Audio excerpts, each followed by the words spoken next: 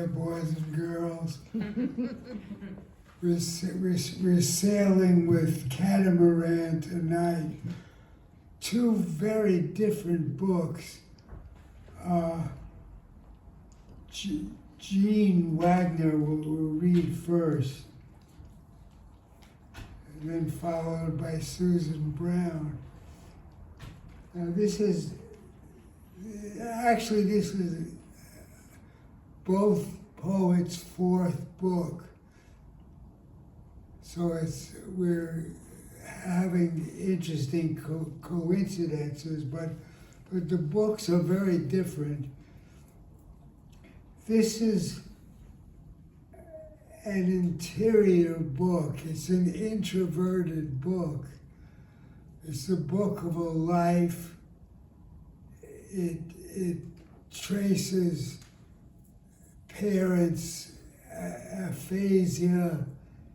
It introduces us to backyards of birds.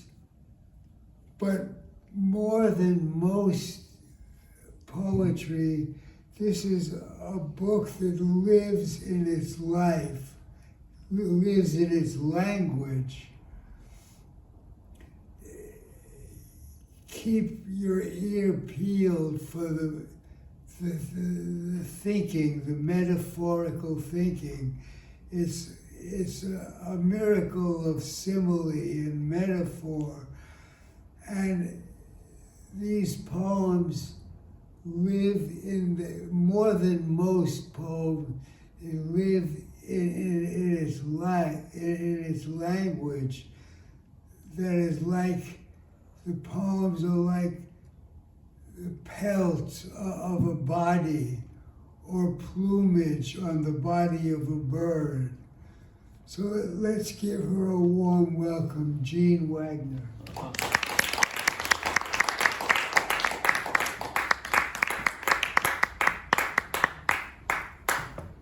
First, let me make sure I'm got the mic the right distance here. Everyone can hear, and it's clear. Thank you. Now, where's my joint is what I want to know. And when I first started going to poetry readings, I thought, wow. I went to a reading at on Telegraph Avenue, and I thought, I want to have a book and get an introduction by Richard. You know, a beautiful introduction, and I couldn't ask for one better than the one tonight. Really, thank you, that was beautiful. Poets live on that sort of thing. And also I want to say that Catamaran makes beautiful books. I'm into drab, personally. This is the introverted cover, and a kind of abstract French flap. But then there's the hidden extrovert in me inside in the cover. But these are all beautiful artwork, and it's all done by artists who have had their paintings featured in the Catamaran in their quarterly journal. So if any of you haven't seen that, it's really a beautiful journal.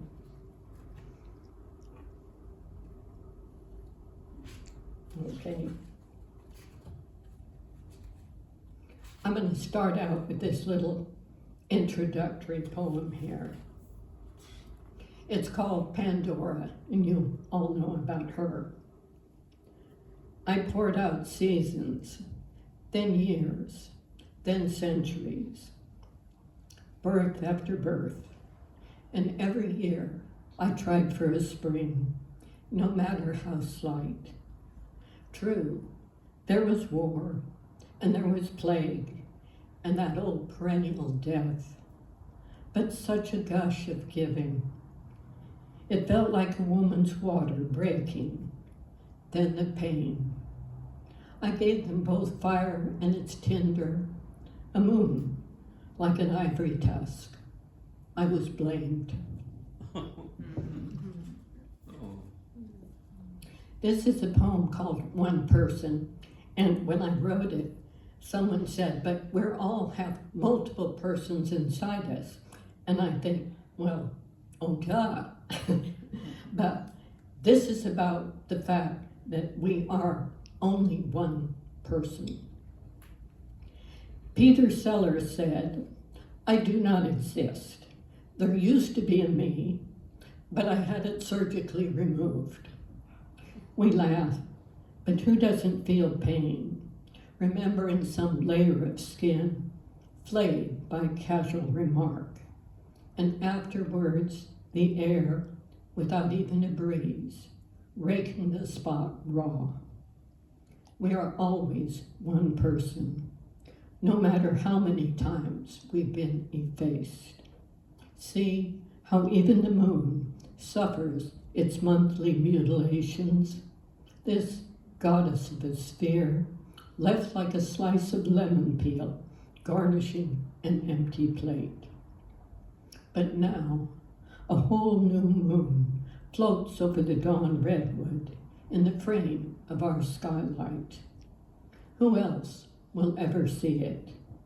The nexus of this place, these seconds, with these eyes. Who will ever know you as I do?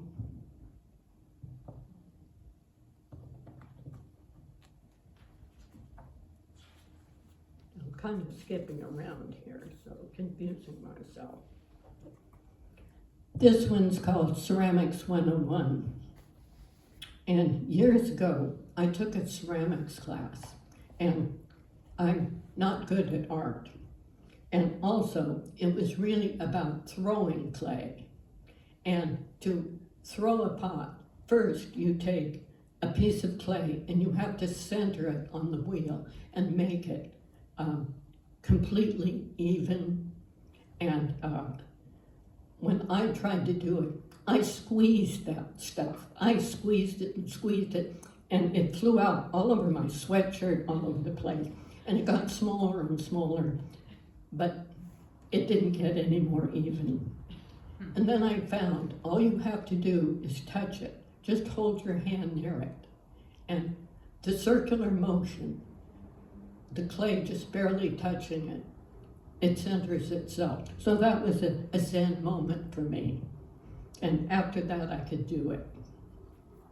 But this is about the problem. Ceramics 101. When the clay mound dwindled and wobbled on the wheel, I knew I didn't have the knack. I didn't know where to pull, where to press, what to press with, the fingers, the knuckles, the heel of a hand, the heel of a hand. I wanted to learn how to control a moving body. I watched a clump of what looked like mud splatter and spew, blobs flying from its mass like wet astral bodies gone wild. I knew I hadn't the trick of it, like the trick of juggling all those childhood yo-yos I never mastered.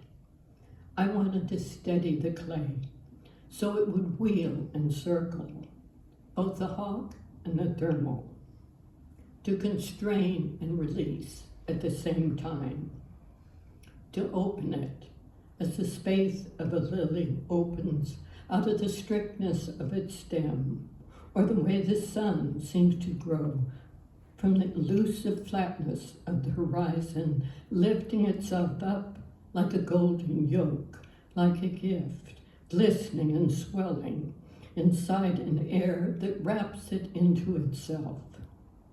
To throw a pot is to wheedle out its symmetry with a steady hand that can smooth away 1,000,000 years of earthly upheaval. To bring it forth viscous and shining into the world. To find its centripetal force like a child twirling in her first pleated skirt.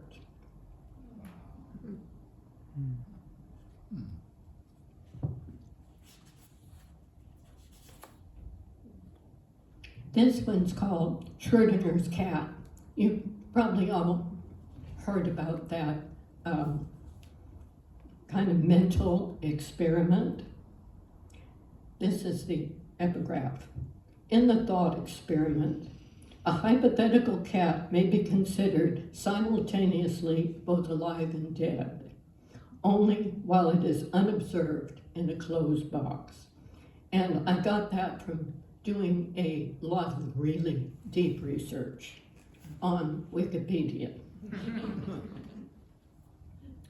I think of him wrapped in his striped orange fur, warm and comfy in his box, right before we open it and gaze down, killing him softly, as the song says. But isn't light always time's assassin? Or is it fire? Because as children, we were warned about touching, or worse, opening the oven door, singeing our hands with its heat, or letting it dissipate the intemperate air. The cat, like a living orange souffle, from the French, to breathe. If we peek in, he's a goner. Leave the door unopened, he burns. Oh, Father, forgive us, for we have both seen and touched. In the first weeks after our baby's birth, we made a constant vigil, standing around the crib as if our watching sustained him, not knowing how we harm the world whenever we come too close, whenever we turn away.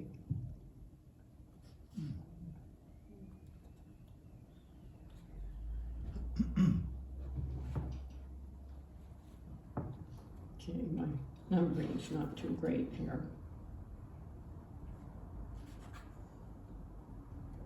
Okay, I'll read this one because it's next to it.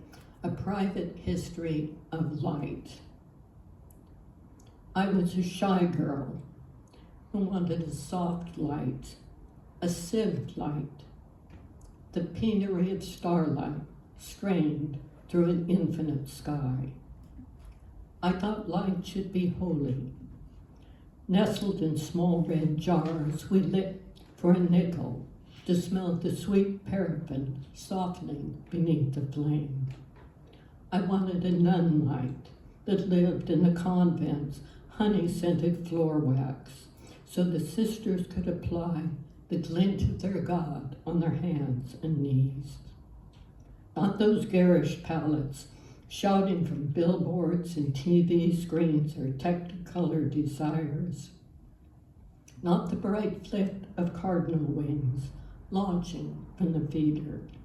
Not yet, they all said, not yet. Certainly not those lurid sunsets, red as pain, a woman's color.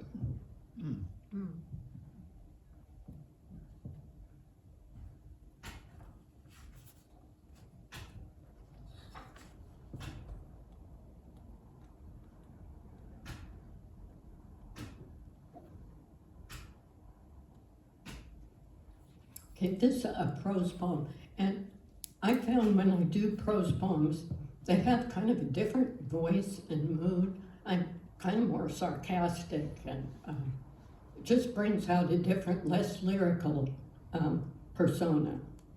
This is called eschatology, and in philosophy, it's the study of last days, like death or the last judgment, like fun things like that. Eschatology.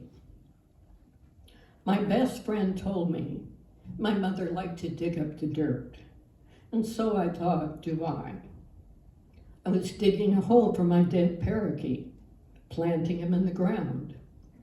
A few weeks later, I shoveled him up because I wanted to see what something looked like after it stopped looking at itself. Like the times I tried to catch my own face in the mirror to see how I looked when I wasn't looking at myself. A thing that poor bird never wanted to do, lovelorn as he was, tootling each day to his look-alike lover in the mirror. He'd sit in his perch and tell himself he was a pretty boy, had little else to say. So I lifted his body, stiff as a toy. Out of the can I buried him in. One of those Hills Brothers coffee cans we knew were vacuum sealed, because right before the key began writing its circular rail to a stop, it had let out a ghostly sigh. I wanted the inside of the can to hold him in its silvery sheen, mirror his smothered light, the sky blue feathers, yellow breast, his little closed down beak.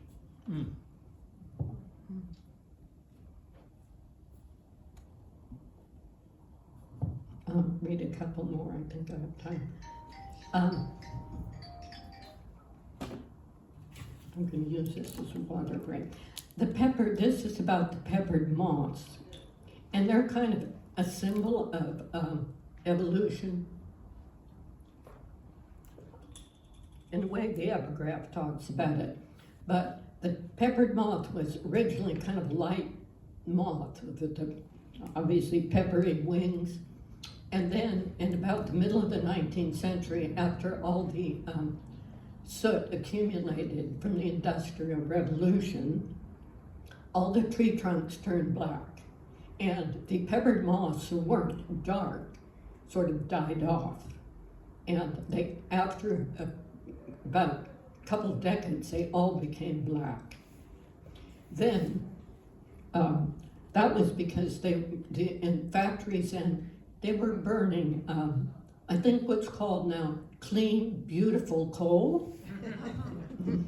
But once they stopped doing that and started the business killing regulation, then the trees went back to their regular bark color, and the moths went back to being the peppered moth that they started out. This is a persona poem. It's in the voice of the moth. It's probably a first. The peppered moths.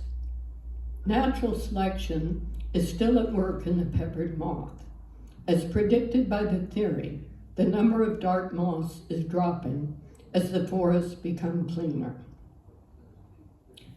When the trees turn dark, we turn dark too, clung to the bare trunk, heads almost kissing the bark. Our mothers had told us to blend in, which was easy. We'd been pale with piebald tendencies. Afterwards, we became the speckled gray of soot-dappled snow. When the smoke vanished and the trees came clean, it was time to go light again. Truth is, it took us years to lose our old disguise, to forget the way our fears lay splayed and prone, like a novitiate taking her final vows, suppliant, face down. Oh, we fed them daily, the divine appetite of birds, their beaks plucking at that hinge we call the body, their craws stuffed with the part that cringes between those powdery, camouflage things that let us rise and flee. We call them wings.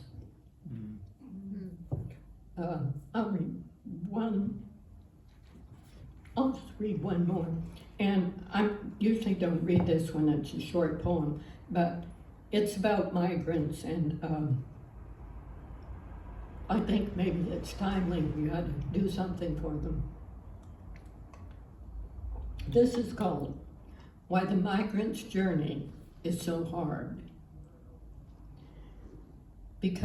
Why the migrant's journey is so hard. Because they are not monarchs or chin-strapped geese at home in the air. Because they will never feel the ease of wind lift, the subtle choreography of wings, will never arrive to find sweet new grass, lake water, smooth as a landing strip. Because the urge to leave was not written in their blood. Because they were never called by the god of magnetic north. There was no reliable star signaling their way, no promised land. Thank you.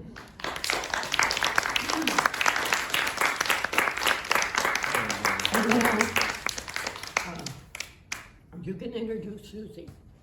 Good.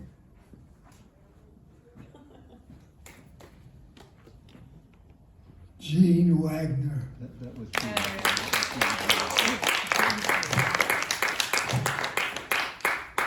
Okay, our next poet is Susan Browne. And she's an extrovert. She's writing in bold strokes, a language that's unadorned. It lives in the situation, in the humor, the paradox of what it's describing. It keenly is a keen sense of the ecological disaster, the pain of the earth. There's a lot of love. There are love poems, and basically the book moves. It gives us ourselves burning in time. So let's give her a warm welcome, Susan Browne.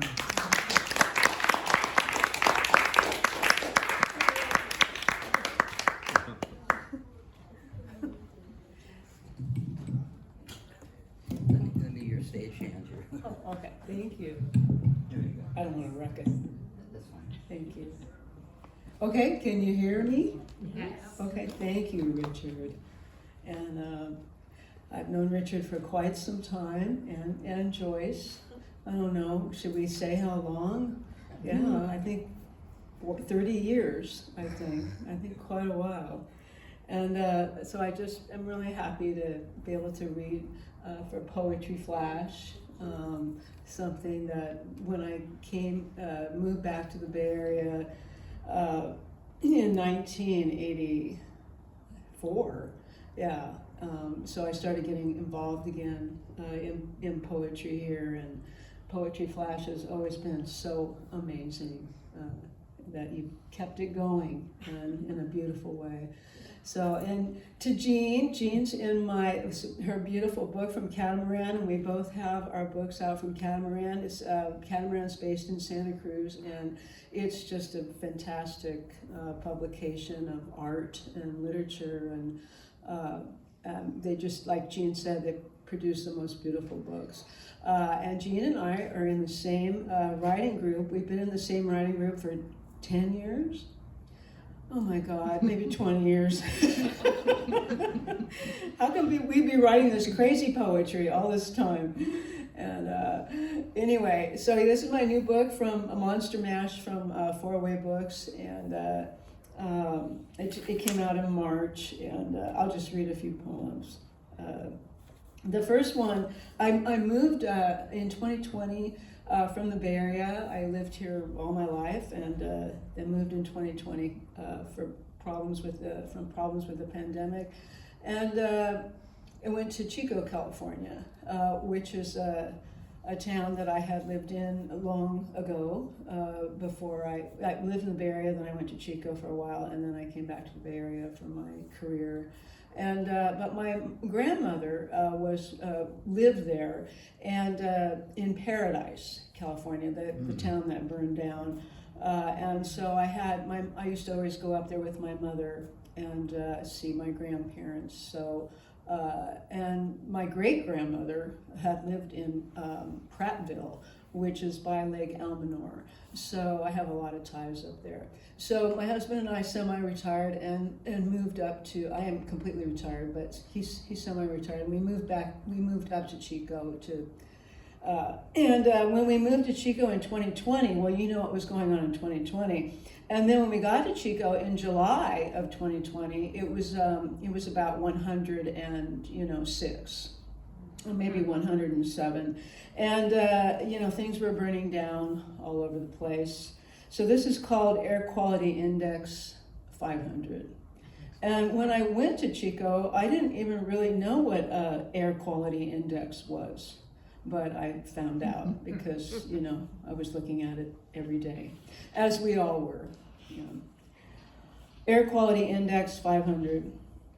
On the non-day of the 8 a.m. sunset, I went outside to put on my sandals, but couldn't find them under the ashes that covered the trees, the burnt, furless squirrels leaping into the charred branches. The sky was black and orange, a ghoulish sky. What exactly was a ghoul? I went back inside and looked it up. A human-like monster that feeds on human corpses. I had wondered what the government was doing during this era of cannibalism, which had followed decades of shooting nature 7 times in the back at close range. I needed supplies, so I put on my inferno mask over my pandemic mask and topped it off with my snorkel mask against the river of cinders. A swarm of locusts had dismantled my car.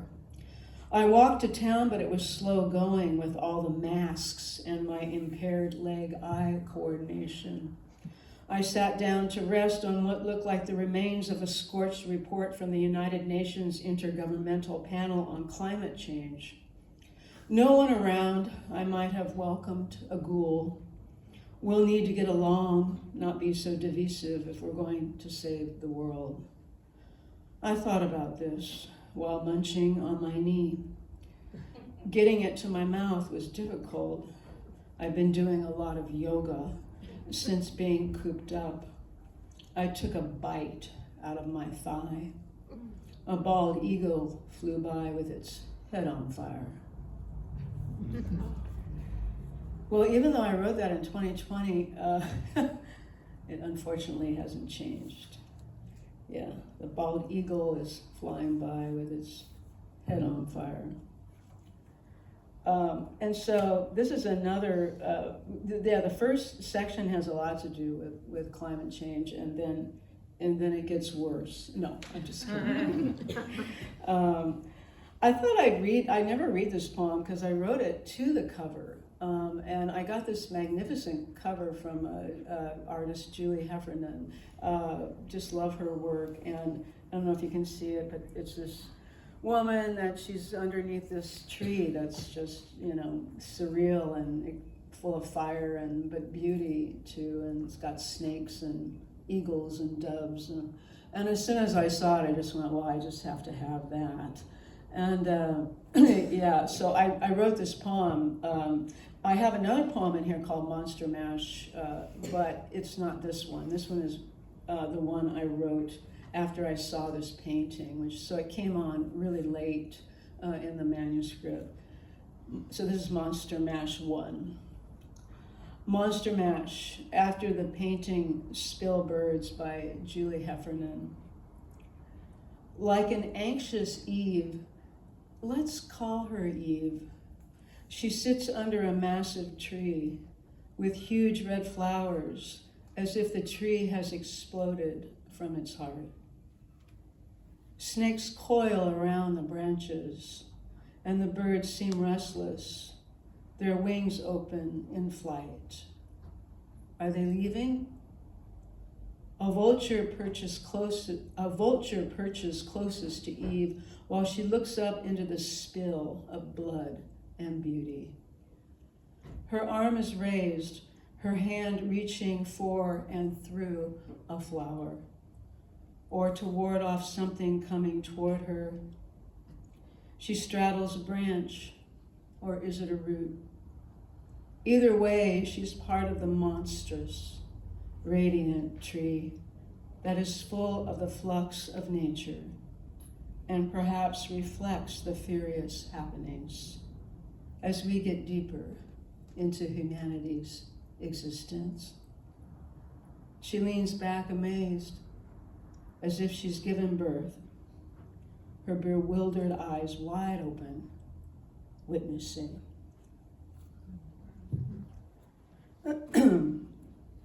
And yeah, I think that's all I'll read from that part.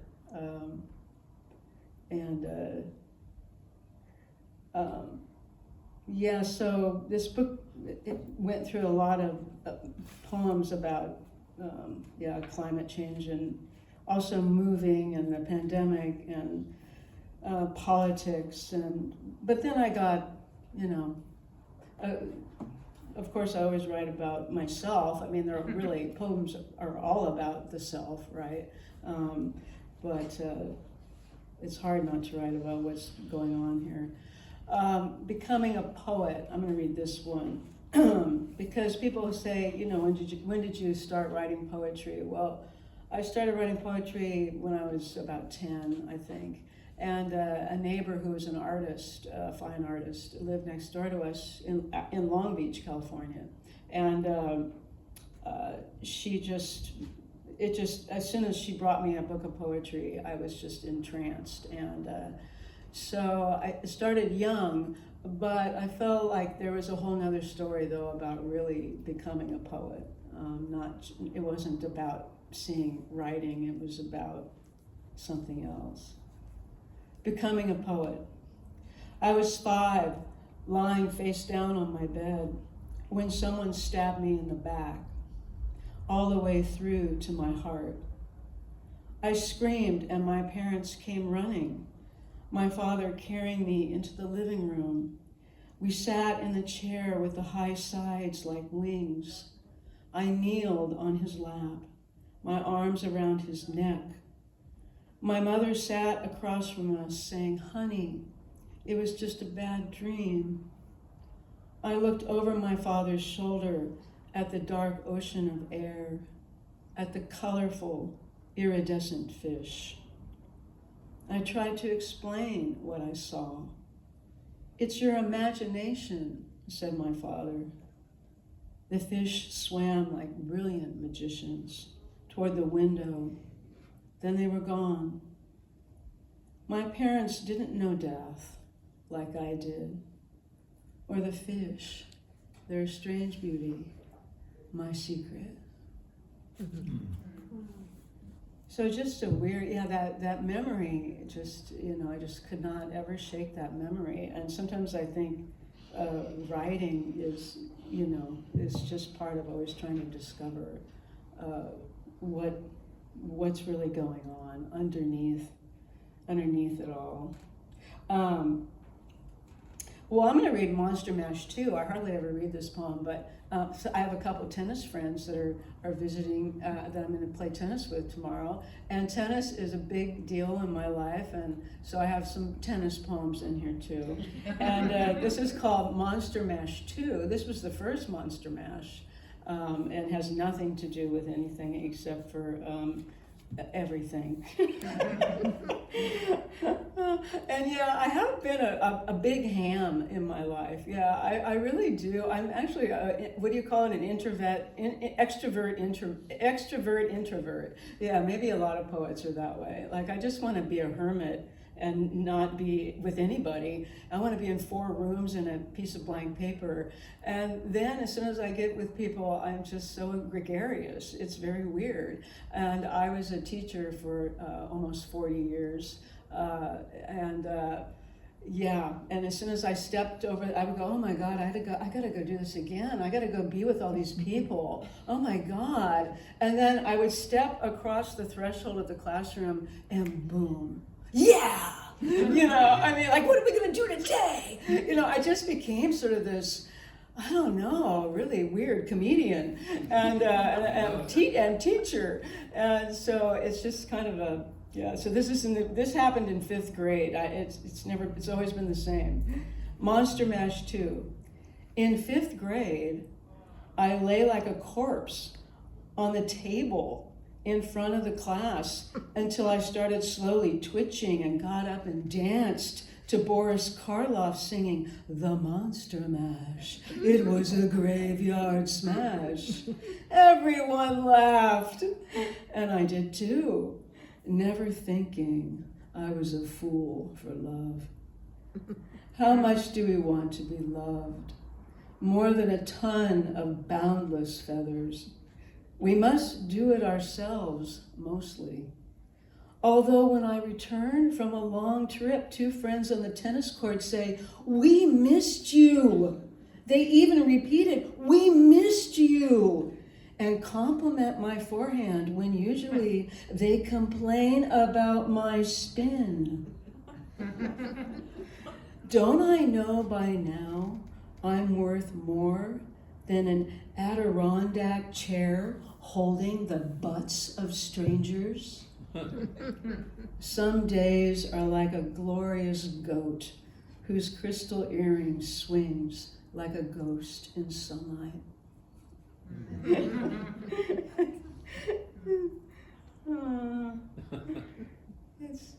All right, well, I have to read this one because, I'm so old.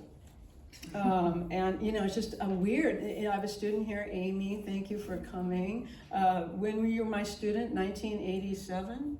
No, a little mid-90s. Oh, mid-90s, well, you do look younger, yes, than all the older ones I have, yeah. I was 17, I'm gonna be 46 now, so. Wow. A while ago. You were 17. Yeah. Okay. Oh, I was only 19. Well, thank you for coming. Yeah. Thank you. In the winter of, this is written a while ago, but W.S. Merwin has a poem called In the Winter of My 38th Year, and I just love that poem so much. And so his poem, which is very different from this one, actually inspired this. This is In the Winter of My 67th Year. I feel the cold more. I stay in bed longer to linger in my dreams, where I'm young and falling in and out of love. I couldn't imagine then being this old. Only old people are this old. Looking at my friends, I wonder, wow, do I look like that? Today I wore my new beanie with the silver gray pom-pom and took a walk in the fog. I thought I looked cute in that hat. But nobody noticed. Maybe a squirrel, although he didn't say anything. When was the last time I got a compliment? Now it's mostly someone pointing out I have food stuck in my teeth. Did my teeth grow? They seem bigger, and so do my feet. Everything's larger, except my lips. Lipstick smudges outside the lines or travels to my teeth. Then there's my neck, the wattle, an unfortunate word, and should have never been invented. These winter months are like open coffins for frail oldsters to fall in. I once had a student who believed we can be any age we want in the afterlife. I'm desperate to be 50. 6 was also a good year. I saw snow for the first time at my great uncle's house in Schenectady. My sister and I stood at the window. I can still remember the thrill of a first time, a marvel. Life would be full of firsts. I met my first love in winter. He was a hoodlum and way too old for me. 17, I was 15. I could tell he had had sex or something close to it. He had a burning building in his eyes. He wore a black leather jacket, so cool and greasy, matched his hair. He broke up with me. Although there wasn't much to break, all we'd done was sit together on the bus, breathing on each other. It was my first broken heart. I walked in the rain, listening to Wichita Lineman on my transistor radio. I need you more than want you, which confused me. But I felt it all over my body, and that was a first too. Oh, world of marvels, I'm entering antiquity for the first time. Ruined columns, sun-blasted walls, dusty rubble, wind-blown husks. I'm wintering. There's nothing wrong with it. A deep field of silence, the grass grown over, and now the snow.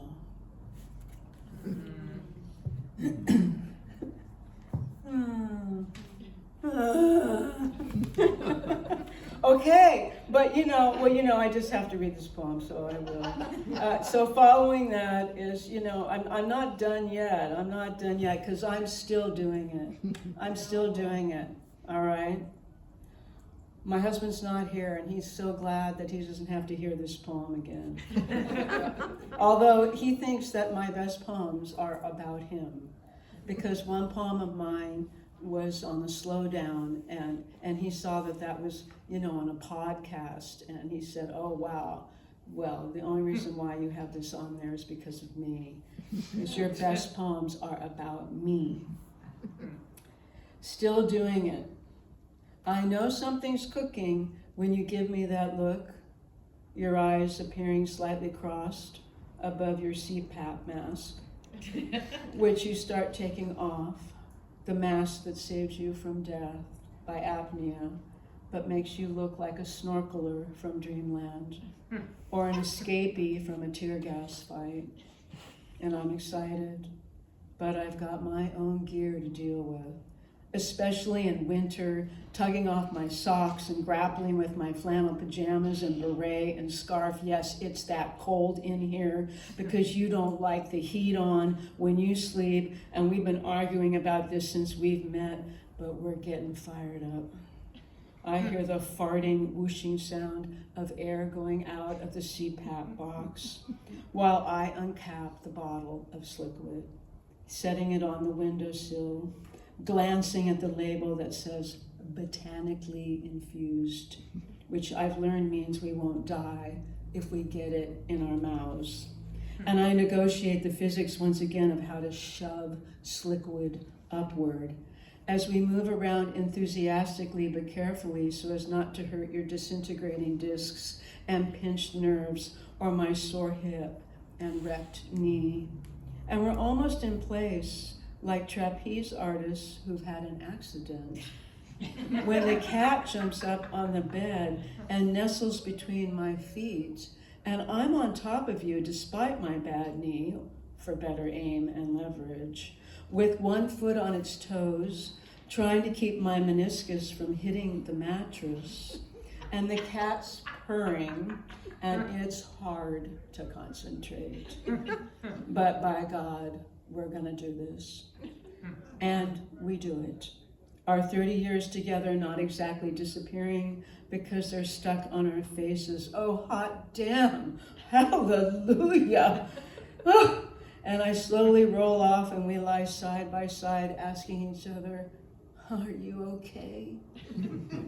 Smiling at the ceiling, satisfied and proud, as if we've won a prize.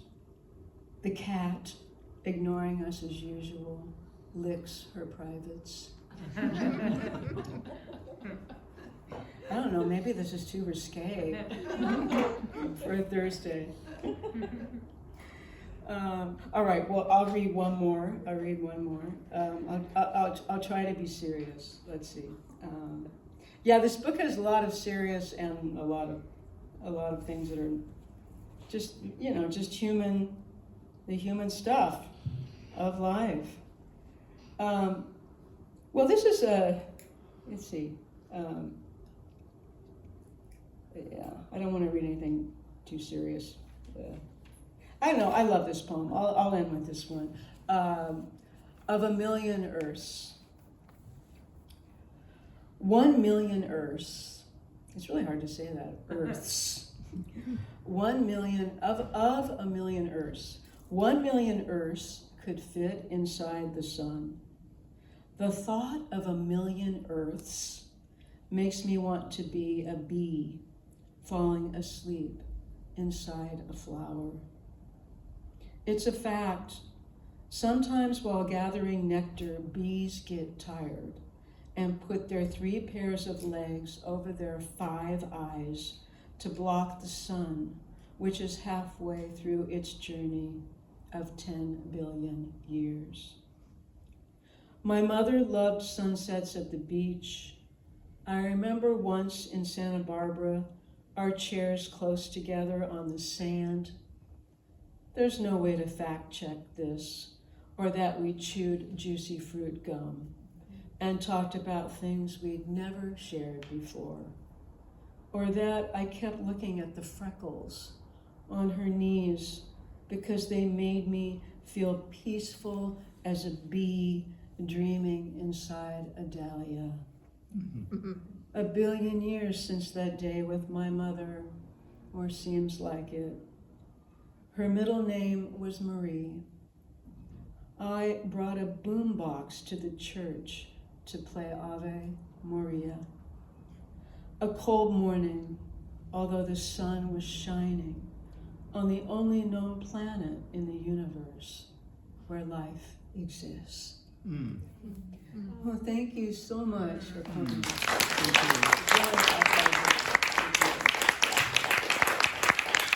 And I heard that this is where the summer of love began, or this is where the summer of love lives on.